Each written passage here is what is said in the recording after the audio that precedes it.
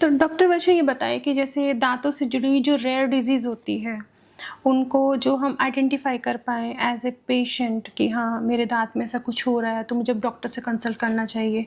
क्योंकि जो rare disease है, जैसे ओरल कैंसर है, आई थिंक ये बहुत धीरे-धीरे ही बढ़ती हैं।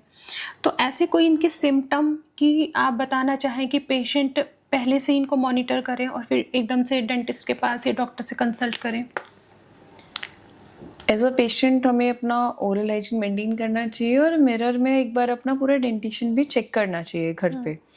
अगर आपको लगता है कोई छाला है, कोई रिपीटेडली अल्सर बन रहा है आपको और वो नॉन हीलिंग है, मतलब ठीक ही नहीं हो रहा वो घाव जैसा, तो it's a matter of concern, आपको डेंटिस्ट को विजिट करना चाहिए।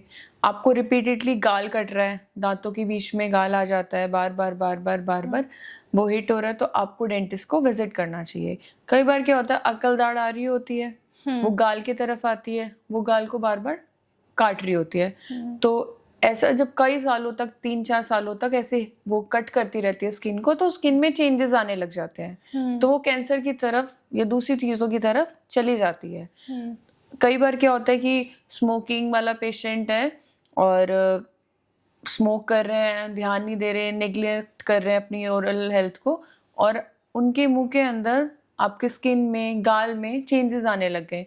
टबैको यूजर्स हैं, गुटखा च्यूइंग करते हैं, सुपारी खाते हैं, तो कई बार देखा उनके मुंह धीरे धीरे रिड्यूस होने लगता है, उनका माउथ ओपनिंग, उनको फाइब्रस बैंड्स बन जाते हैं या टाइट टाइट।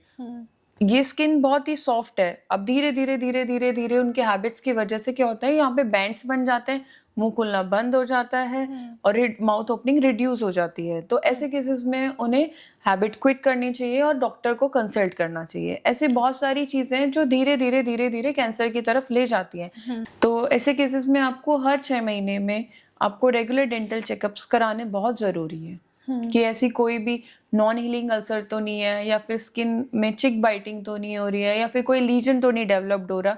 कई बार देखा व्हाइट पैचेस हो जाते हैं, जो स्मोकिंग वाले पेशेंट्स होते हैं उनके गाल में लंबे लंबे व्हाइट लाइनें पड़ जाती हैं, तो वो क्या होता है, प्री कैंसरस लीजन होते हैं।